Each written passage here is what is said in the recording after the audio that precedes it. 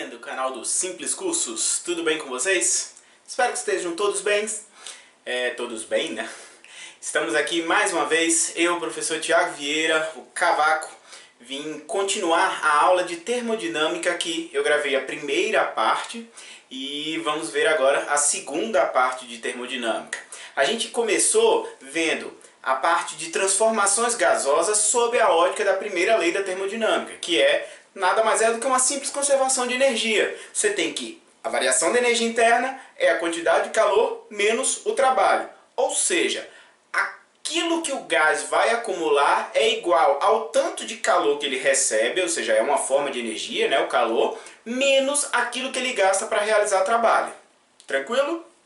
Agora a gente vai entrar na aplicação dessas transformações gasosas no desenvolvimento de máquinas térmicas. O objetivo do homem, como eu falei no início lá da outra aula, é ser preguiçoso, é arrumar um jeito das coisas realizarem trabalho por ele. Então, na hora que a gente tem, por exemplo, uma locomotiva a vapor, o objetivo dessa locomotiva é movimentar aquele trem, carregar aquelas pessoas todas, aquele carvão todo, aquele minério todo, enfim, carregar alguma coisa sem que um homem faça um determinado esforço, sem que precise colocar lá um monte de gente empurrando para conseguir movimentar aquilo. Tranquilo? Vamos lá. Primeira definição. O que são máquinas térmicas? São dispositivos que são capazes de... né? Esqueci aqui do de... capazes de fazer conversões entre energia térmica e outra forma de energia. Então essa outra forma de energia pode ser elétrica, pode ser mecânica. Geralmente a gente fala de mecânica, tá? Mas poderia ser uma outra forma de energia.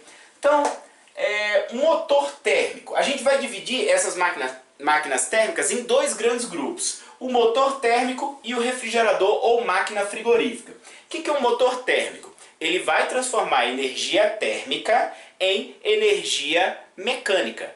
Então, é um motor, ele vai fazer alguma coisa se movimentar. Então, vai transformar em energia cinética, que é uma forma de energia mecânica. Ok? Ou levantar alguma coisa, enfim, vai transformar em energia mecânica. O esquema, igual está aí na apostila de vocês, é o seguinte.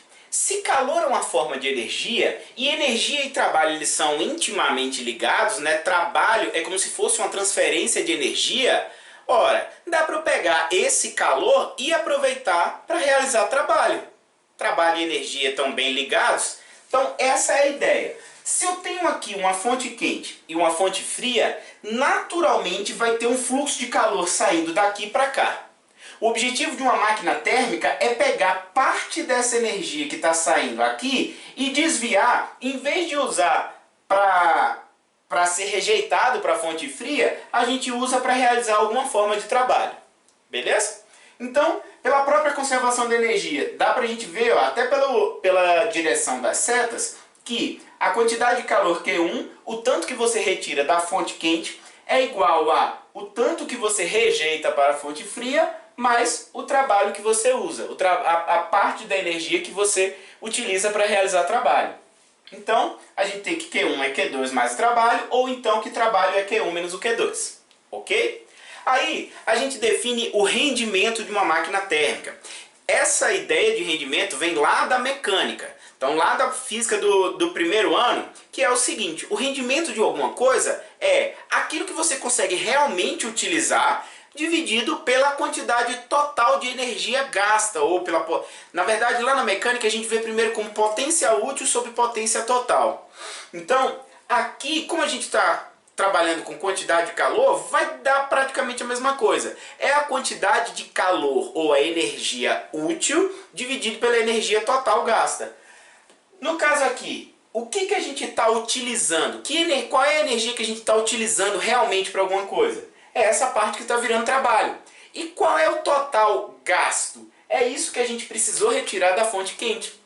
Então, o rendimento aqui de uma máquina térmica é a razão entre o trabalho, que é a energia útil, e o calor retirado pela fonte quente, que seria a energia total. Então é ou trabalho sobre Q1 Ou, se a gente substituir isso daqui aqui e abrir em duas frações, né? Vai ficar Q1 sobre Q1 menos Q2 sobre Q2. Q1 sobre Q1 vale 1. Q2, aliás, o Q2 sobre Q1.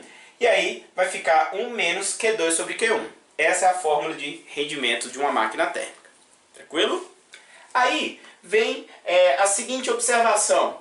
Todo rendimento, se ele é 1 menos alguma coisa, e essa quantidade Q2 aqui com certeza ela é menor do que 1, então esse rendimento daqui ele vai ser 1 menos alguma coisa positiva. E aí essa parte daqui vai ser sempre, sempre, sempre um número entre 0 e 1.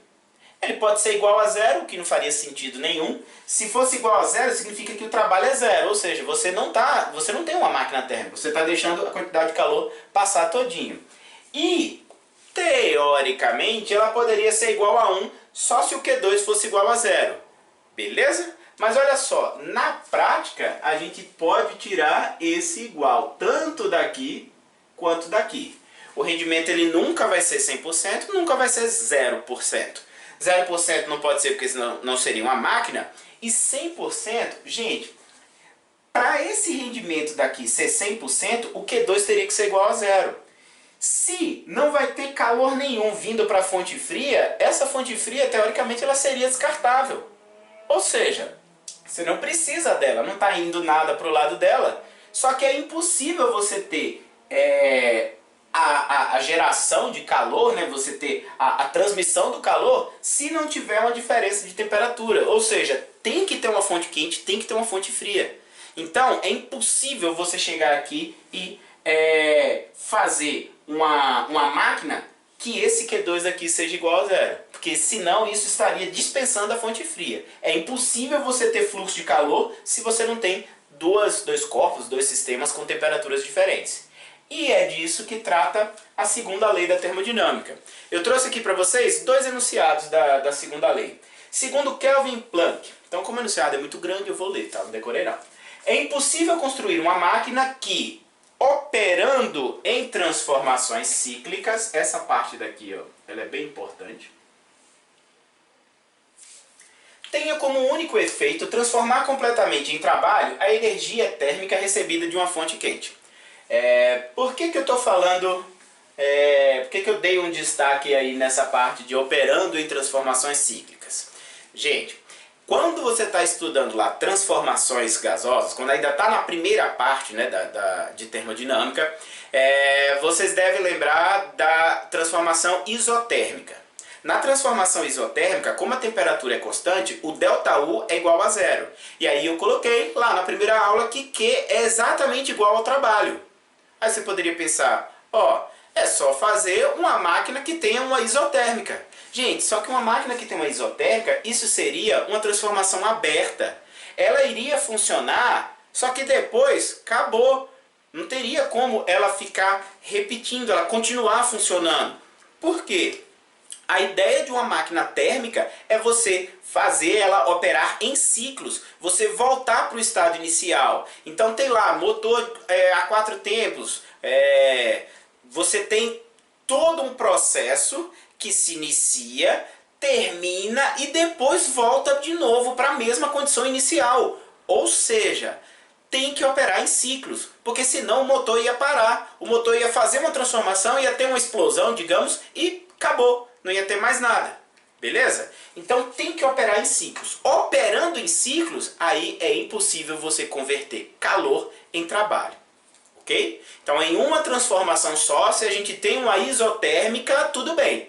Aí todo calor vai ser convertido em trabalho. Agora, se não for uma transformação só, se for em transformações cíclicas, aí é impossível. É isso que diz a segunda lei, segundo Kelvin e Planck. Que foi isso que eu falei aqui, ó.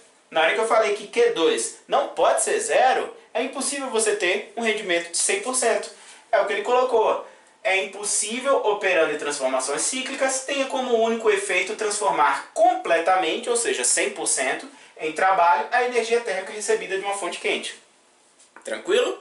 Então, segundo Kelvin e Planck, a ideia deles foi falar que é impossível construir um motor térmico que tenha rendimento de 100%. Segundo Rudolf Clausius, É impossível construir uma máquina que, sem a ajuda de um agente externo, conduza calor de um sistema para outro que esteja em uma maior temperatura. Ou seja, o que o Rudolf aí falou? Que é impossível você construir uma máquina que retire calor aqui da fonte fria e jogue na fonte quente sem uma ajuda de um agente externo. Então, sem gastar energia, é impossível isso acontecer. O calor, ele flui naturalmente da fonte quente para a fonte fria. Tranquilo? E aí, para a gente construir uma máquina que faça isso, que faça esse contrário, seria um refrigerador ou uma máquina térmica. Olha a ideia dele. Converte energia mecânica em térmica. Então, a gente vai realizar trabalhos sobre um gás, geralmente, para retirar calor de uma fonte quente e rejeitar esse calor para a fonte fria. Então a gente vai usar uma transformação gasosa operando em ciclos novamente. Então, por exemplo, o compressor de uma geladeira, ele funciona dessa forma. Ele realiza trabalho sobre um gás de uma forma a ter uma expansão rápida e depois uma compressão rápida. Então vai ter duas transformações adiabáticas no caso de uma geladeira ou da geladeira pequenininha, como é frigobar, ou até do ar-condicionado mesmo, para poder retirar calor de onde já está frio e jogar para onde está quente, que seria o lado de fora da geladeira ou, por exemplo, o lado de fora do quarto. Tranquilo? Então essa é a ideia da máquina frigorífica. A gente vai fazer um esqueminha parecido com esse daqui, só que para ela. Certo? E aí, pessoal, o esqueminha da máquina frigorífica é o seguinte. Vocês podem notar que ele é bem parecido com o da máquina térmica, a diferença está só no sentido das setas, porque a ideia agora é retirar calor da fonte fria e não mais rejeitar, realizando o trabalho e não aproveitando para conseguir trabalho, e rejeitar isso tudo para a fonte quente. De boa? Então, a gente vai ter que essa quantidade de calor Q1 é igual a Q2 mais trabalho do mesmo jeito. Notem que a gente só inverteu o sentido das setas. Então, essa quantidade de calor mais o trabalho vai dar a quantidade de calor Q1. E aqui, gente, é interessante porque durante essa semana algumas pessoas me pediram algumas questões e uma delas falava que alguém tem uma ideia genial de querer refrigerar um quarto abrindo a porta da geladeira. E aí, na hora que a gente abre a porta da geladeira, o que acontece? A resposta era que inicialmente ia refrigerar sim, você via que a temperatura do ar ia baixar, mas depois ela ia começar a aumentar. E aí, qual que é a explicação disso? Gente, na hora que a gente coloca a geladeira dentro do quarto, como tem muito ar frio lá dentro da geladeira, essa geladeira estava funcionando já, né, na hora que a gente coloca ela dentro do quarto, na hora que a gente abre a porta da geladeira, esse ar frio ele vai começar a sair e se espalhar pelo quarto, vai se misturar com o ar quente que já tinha. Então o ar frio vai trocar calor com o ar quente, eles vão baixar a temperatura geral do ar. De boa? Então a temperatura do ar inicialmente ela fica entre um valor do que está lá dentro e o que está do lado de fora, fica um valor intermediário. Só que depois, olha isso daqui, ó. Essa quantidade de calor Q1 é a quantidade de calor que está sendo rejeitada para a fonte quente. Ou seja, é a quantidade de calor que sai pela parte de trás da geladeira. Mas a geladeira está dentro do quarto. Olha o que acontece. A quantidade de calor que a gente rejeita para fora da geladeira está sendo a quantidade que a geladeira está retirando mais o trabalho. Ou seja, no frigir dos ovos, você está aumentando a temperatura sim, porque você está rejeitando para a parte de trás da geladeira mais calor do que você está retirando dela, do que você está retirando usando a parte da frente. Então, você vai acabar aquecendo. É por isso, é essa a razão do ar-condicionado ter duas partes. Uma parte que fica para dentro do ambiente e a outra parte que fica para fora. Porque a parte que está aqui dentro retira calor daqui de dentro e joga para fora. Se você jogar ainda para dentro do ambiente, você está aumentando a temperatura. Porque você está colocando mais energia do que aquilo que você retirou. Ok? Continuando. Agora, com refrigeradores a gente não fala em rendimento, a gente fala em eficiência. Vocês devem já ter visto aqueles adesivozinhos de eficiência do gerador, de uma geladeira, eficiência do ar-condicionado, aqueles que tem escrito lá, eficiência A, B, C, enfim. A eficiência do refrigerador, ela é definida usando variáveis diferentes, mas eu vou falar de um jeito para vocês que vocês vão ver que é praticamente a mesma coisa que o rendimento. Ó, eficiência de um refrigerador é a razão entre o calor retirado da fonte fria, essa quantidade de calor Q2, e o trabalho necessário para rejeitá-lo para a fonte quente, que é o trabalho T. Então, a eficiência é Q2 sobre tal. Olha só, lá em motor térmico, a gente viu que o rendimento era trabalho sobre Q1. Aqui é Q2 sobre trabalho, ou seja, nada a ver uma coisa com a outra. Gente, pensa o seguinte, tanto rendimento quanto eficiência é aquilo que você quer dividido pelo aquilo que você gasta para ter. Então, vê se os dois não têm esse conceito semelhante. Numa máquina térmica, o que eu quero é realizar trabalho. Então, aquilo que eu quero, trabalho, dividido pelo aquilo que eu gasto. Eu gasto o quê? Eu forneço o calor Q1, eu retiro o calor Q1 da fonte quente. Já aqui numa máquina frigorífica ou no refrigerador, o meu objetivo não é mais trabalho. O meu objetivo é retirar essa quantidade de calor Q2. Ok? E o que eu gasto para isso? Trabalho. Isso daqui é o que eu estou gastando. Por isso que ficou Q2 sobre trabalho. Então, na prática, os dois são a mesma coisa, entre aspas. Aquilo que você quer dividido por aquilo que você gasta para obter. Beleza? Aí, se a gente substituir o trabalho por Q1 menos Q2, a fórmula da eficiência pode ficar assim também. E aí, por que eu falei que os dois são conceitos semelhantes, entre aspas, são iguais, entre aspas, bem parecidos? Porque a eficiência ela pode ser simplesmente maior do que zero. Uma eficiência igual a zero não faz sentido nenhum, você não está retirando nada, então não é uma máquina térmica. Mas, quando eu coloco que ela só é maior do que zero, eu não limito ela superiormente, ou seja, eu não digo que ela tem que ser menor do que alguma coisa, é porque ela pode sim ser maior do que 1. Ok? Uma observação é que, por exemplo, quando a gente fala, vou comprar um ar-condicionado, e aí a gente ouve falar que o ar-condicionado daqueles de caixa, de janela, né, eles são menos econômicos que o ar-condicionado split. E são menos econômicos que o split inverter. E aí você pensa, vou comprar um ar-condicionado potente, está fazendo muito calor, vou comprar um ar-condicionado 18.000 BTUs. Na hora que você pensa, esses 18.000 BTUs, você pode se enganar achando que o ar-condicionado de janela, o ar-condicionado split e o split inverter, que sejam os três de 18.000 BTUs, vão gastar a mesma coisa. Porque teoricamente eles têm a mesma potência, 18.000 BTUs. Então, dois erros aí. Primeiro erro, BTU é a unidade de energia. Um BTU é o mesmo que aproximadamente 252 calorias. Então, a gente já fala errado o nome da unidade. A rigor, a gente deveria falar BTUs por hora. Ok? E isso não é a potência gasta.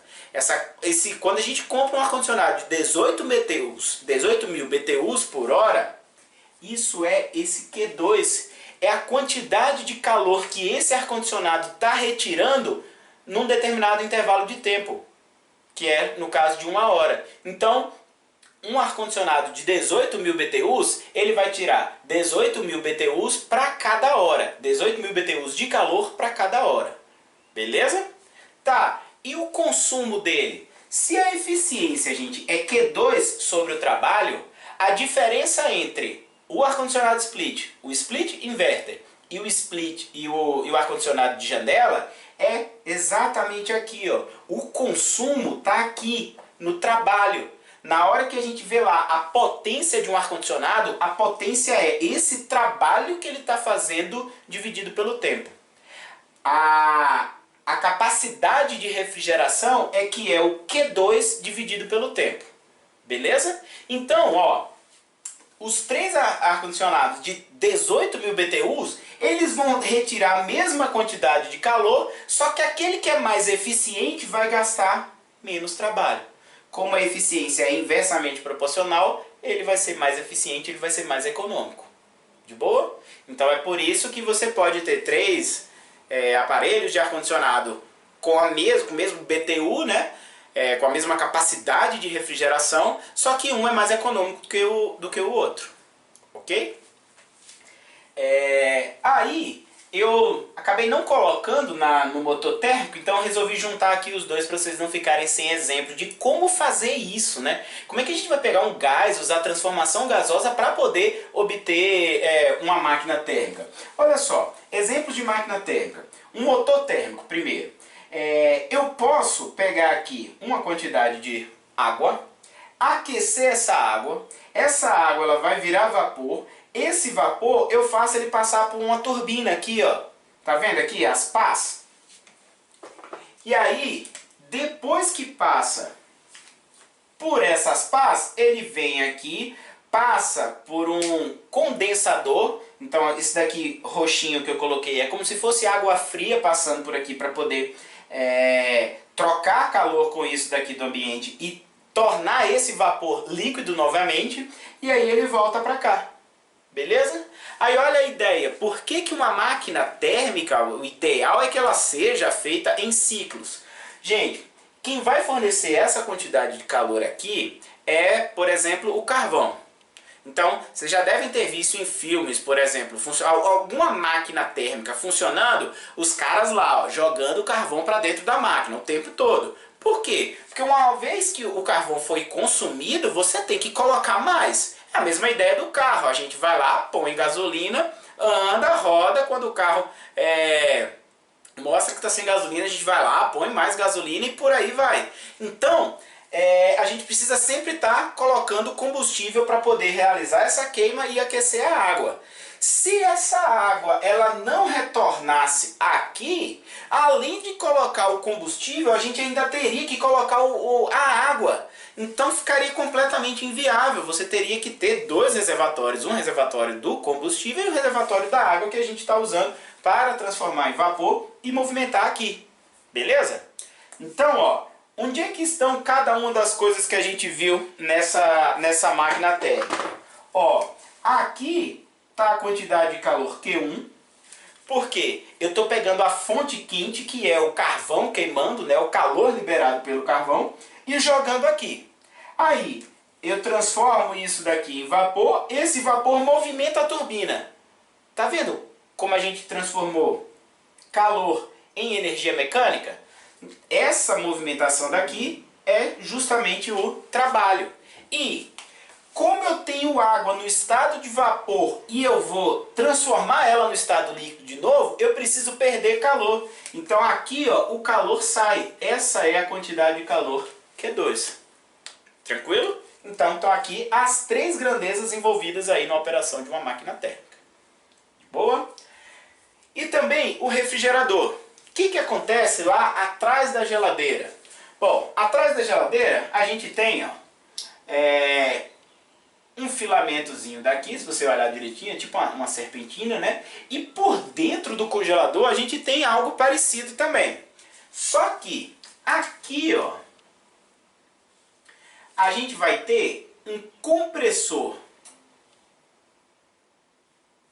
que vai provocar, ó, nessa serpentina, nessa tubulação, passa um gás.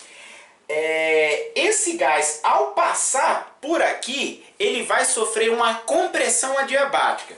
E quando passa por esse outro dispositivo daqui, ó, aqui a gente tem o expansor. Quando passa pelo expansor, ele sofre uma expansão adiabática. Bom, relembrando aí das transformações, na transformação adiabática. Quando eu tenho uma expansão adiabática, significa que o gás ele expandiu tão rápido que não deu tempo de trocar calor. E toda expansão adiabática gera uma queda na temperatura. Então, olha a ideia. O gás, quando ele vai passar por dentro do congelador, ou seja, nesse filamento que está dentro do congelador, ele vai numa temperatura muito baixa. Então ele sofre uma expansão muito rápida, passa aqui e retira calor, porque ele está numa temperatura menor. Beleza? Tá. Depois que ele retirou o calor todo dali dentro, ele está expandindo, ele expandiu, né? Eu preciso fazer com que ele volte para cá. Mas para isso eu faço ele passar por um compressor. Na hora que eu comprimo ele rápido, aí é o processo inverso. Uma expansão rápida abaixa a temperatura, uma compressão rápida vai aumentar a temperatura. Então o gás passa por essa serpentina aqui do lado de fora numa temperatura que seja maior do que a temperatura ambiente. Para quê? Para ele poder rejeitar esse calor que ele recebeu nessa compressão. Mais o calor que ele recebeu enquanto ele roubava calor, né, do congelador. Então, ó, aqui nesse esqueminha, o trabalho tá aqui, ó. O trabalho tá na gente comprimir o gás. O Q1 tá aqui, aliás, o Q2, porque é aqui que esse gás vem e retira o calor da fonte fria, de algo que já está frio, e o Q1 tá aqui, ó. Quando a gente pega e usa a parte de trás da geladeira para secar roupa. Então a gente aproveita essa quantidade de calor que está saindo da serpentina. De boa? Tá. Aí, uma vez que a gente pode criar uma máquina térmica, a gente pode fazer isso de várias formas.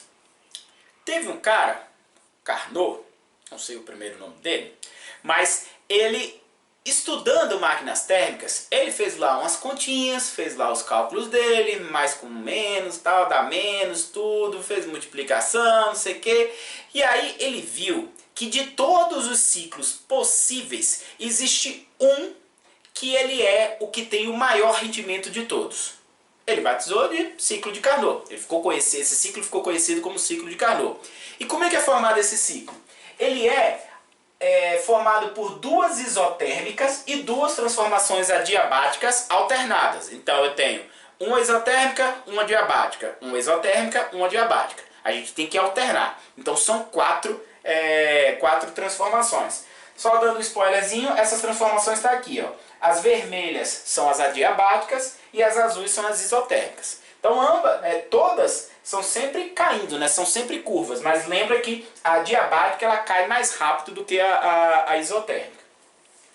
Aí, e no ciclo de Carnot, uma vez que ele chegou nesse ciclo, ele fez as contas dele e viu que as quantidades de calor retiradas da fonte fria e da fonte quente eram proporcionais às temperaturas da fonte fria e da fonte quente também, respectivamente. Ou seja, somente para o ciclo de Carnot é válido que Q2 sobre Q1 é igual a T2 sobre T1.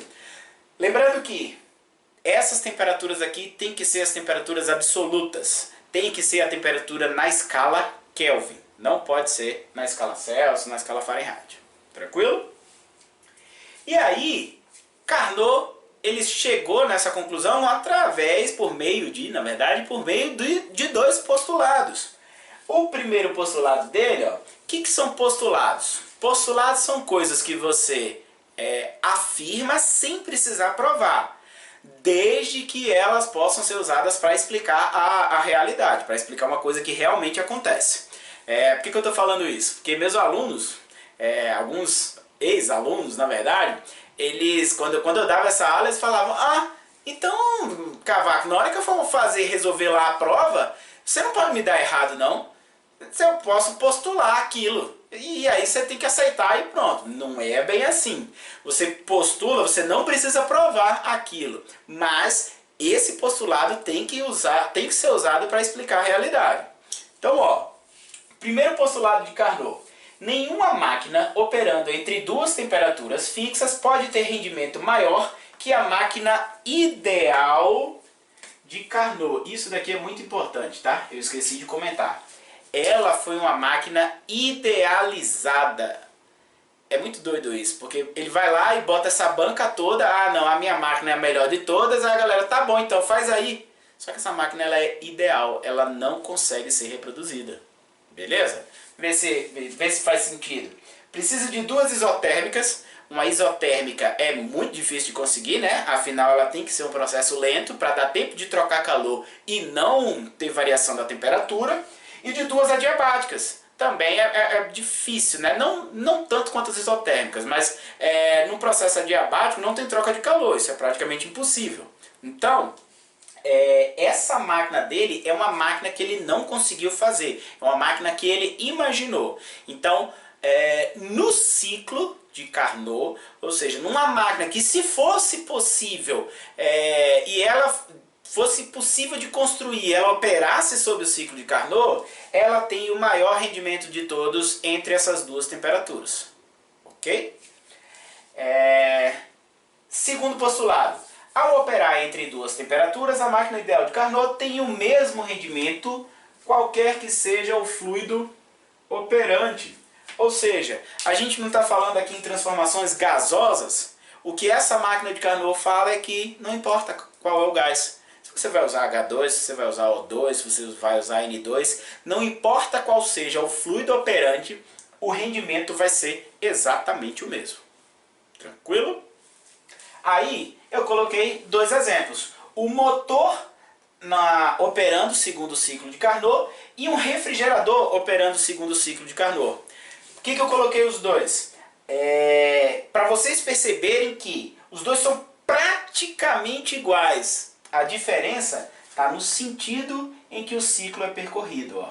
Aqui, ó, o sentido ele é o sentido horário. Por quê? Qual é a ideia do motor? Não é pegar calor e transformar em trabalho? Então o trabalho tem que ser realizado pelo gás, o trabalho tem que ser positivo. E a gente viu na aula de termodinâmica, parte 1, que quando o ciclo ele é percorrido no sentido horário, ele tem um trabalho positivo.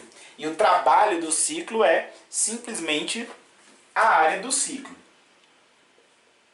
Isso daqui vai dar o trabalho. Se o trabalho é positivo, então ele está sendo realizado pelo gás. Agora, aqui, ó, no refrigerador, a gente vai ter que o sentido ele é negativo. Por quê? Pensa, você está realizando trabalho sobre o gás. Olha aqui, ó, o compressor no refrigerador. Então, se você realiza trabalho sobre o gás ele tenta resistir. Ele faz um trabalho no sentido contrário. Então, o trabalho do gás é negativo. Por que tem que ser isso? Porque nesse caso daqui, a gente tem que rejeitar essa quantidade de calor. Lembra, em todo ciclo, o ΔU é igual a zero. Então, a quantidade de calor líquida tem que ser igual ao trabalho. Se o trabalho é negativo, é porque o calor é negativo. Ah, Cavaco, você acabou de falar então que a quantidade de calor toda é igual ao trabalho? Não. Quantidade de calor líquida, ou seja, o Q1 menos o Q2. De boa? Então, quando o trabalho é negativo, é porque a gente vai ter que o Q1 ele está sendo rejeitado. O Q1 ele tem que ser negativo também. Tranquilo?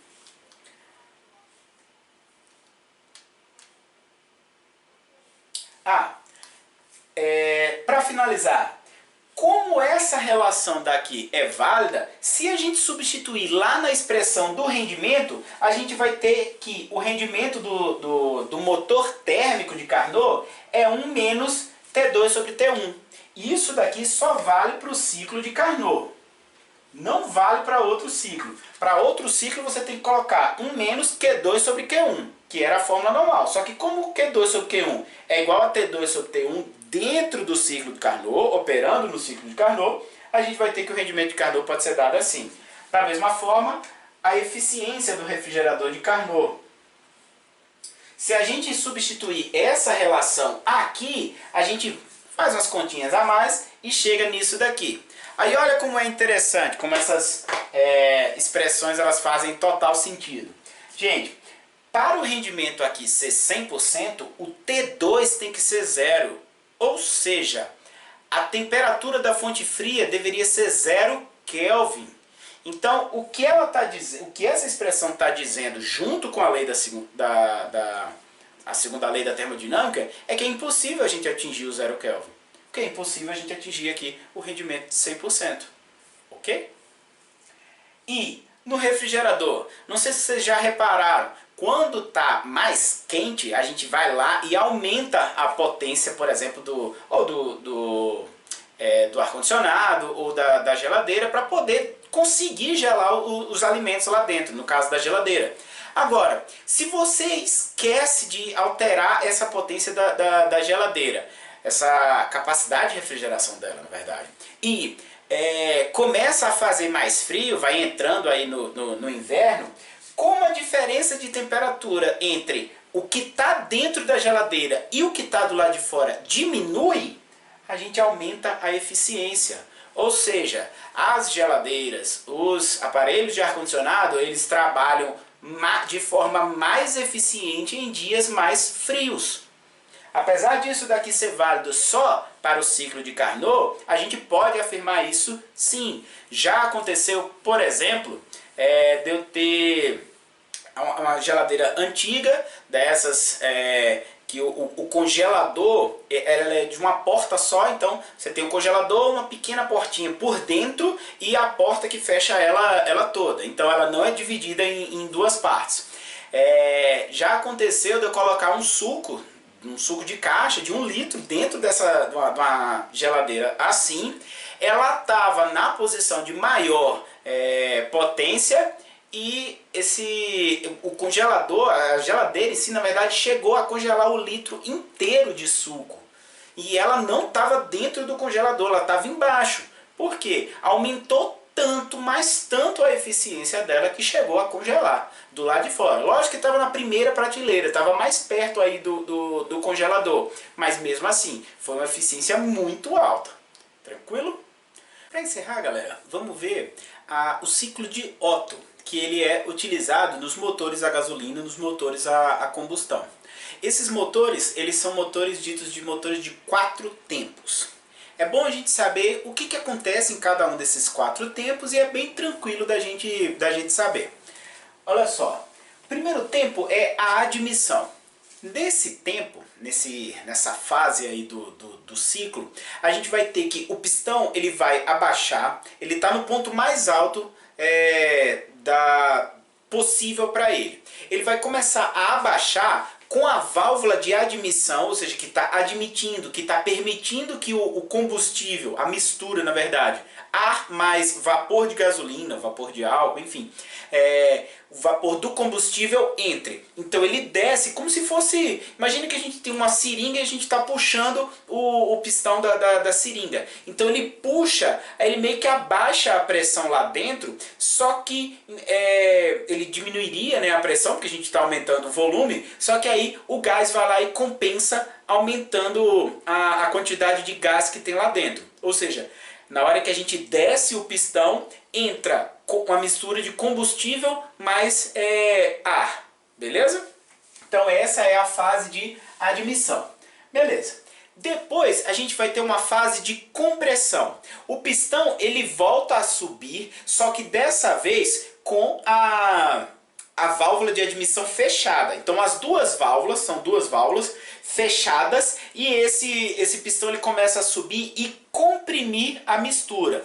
Na hora que comprime a mistura, lá em cima, quando ele estiver no ponto mais alto possível para ele, de novo, aí ocorre a explosão. Na hora que a gente tem a explosão, a gente aumenta de uma vez a pressão lá naquela mistura por conta dessa explosão, e isso faz com que o pistão ele seja empurrado para baixo. Depois que ele chega no ponto mais baixo, os resíduos da combustão eles são jogados para fora na hora que o pistão ele volta a subir com a válvula agora de escape aberta. Então são duas válvulas. A gente tem a válvula de admissão, que é por onde entra o combustível mais o ar, e a válvula de escape, que é onde sai a mistura aí dos resíduos dessa combustão. De boa? Aí caiu no Enem de 2016 o gráfico que representa esse ciclo, esse motor aí de 4 tempos. Ele é um gráfico que no PV, tipo assim, a pressão em função do volume, ele tem esse formato, que eu deixei aí coloridinho para explicar exatamente os 4 tempos. Gente, a primeira parte, que é a admissão, é essa partezinha daqui de A para B. Deixa eu ir Vai caber? Não vai. Então deixa eu escrever aqui. De A para B, a gente tem a admissão.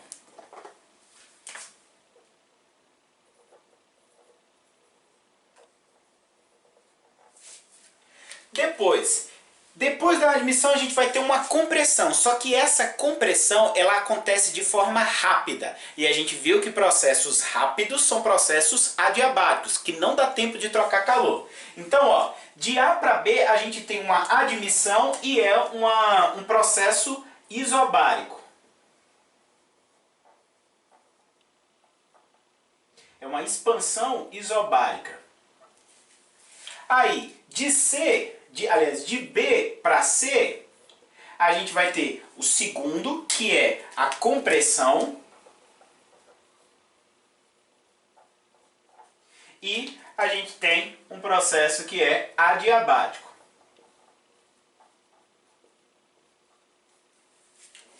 Aí, essa parte daqui da explosão barra combustão é tudo isso que acontece aqui, ó, de C até D até E.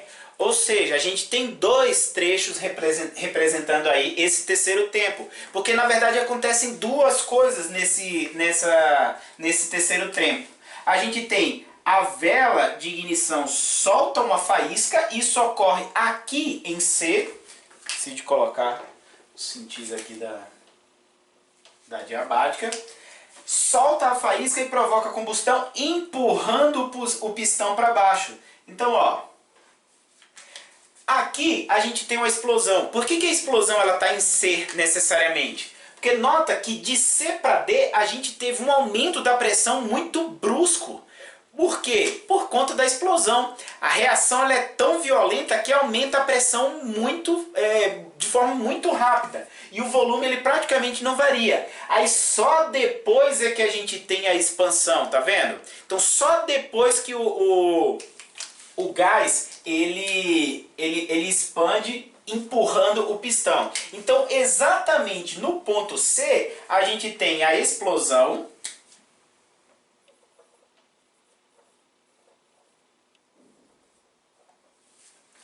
E aí, de C para D, a gente vai ter uma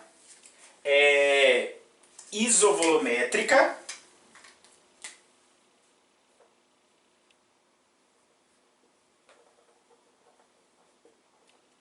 Processo isovolumétrico. E de D para E, a gente vai ter uma expansão, de novo, adiabática. Então, um processo adiabático. Gente, tudo isso daqui, ó, de C para D e de D para E, faz parte do terceiro tempo.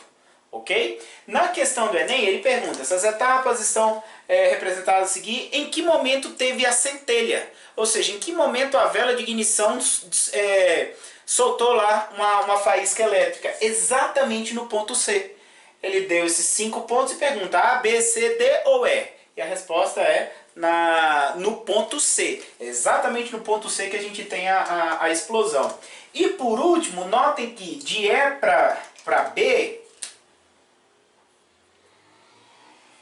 a gente vai ter uma redução drástica aí, drástica não, mas uma pequena redução na pressão. Por quê? Porque aí você vai lá e abre a válvula de escape. Na hora que você abre a válvula de escape, a pressão ela cai para o valor inicial. E depois o volume diminui, empurrando o gás para fora. Então exatamente no ponto E, a gente tem o início do escape. E aí esse escape, ele é do E para o B. A gente vai ter um processo isovolumétrico.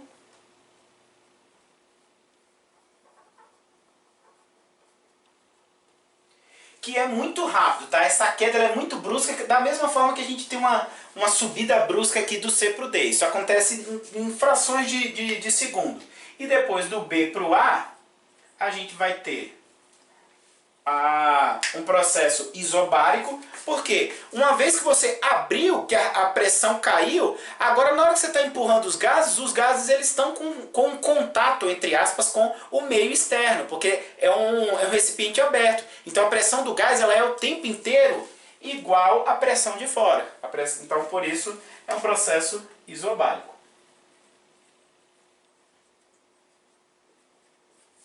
De boa? Bom, espero que vocês tenham gostado. Vamos ficar por aqui. Com isso a gente termina termodinâmica.